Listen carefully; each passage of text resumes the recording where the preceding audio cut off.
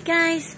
Welcome back to my channel. So ito na naman tayo, behind the scene na tayo kasi tapos na ang laro. Ayan, marami ang naantig sa yakapan ni Dindin Lazaro at ni Aliza Valdez kasi nga magkasama sila sa Ateneo at lagi yan pag nag-champion silang yakap nila sa isa't isa. Ang lambing din pala ni Dindin Lazaro kay Aliza Valdez. Parang maiiyak pa si Dindin ng yumakap kay Aliza. Ilang beses silang nagyakapan at ito naman lumapit din si Bea De Leon at nilambing din ang ate Aliza niya.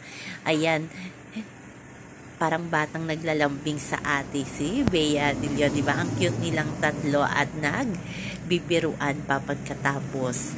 Grabe talaga, panalo lahat kasi sisters team silang yung Chocomocho at ang Creamline, kaya walang talo. So yun lamang po guys ang ating update sa ngayon. Hanggang sa muli, bye bye.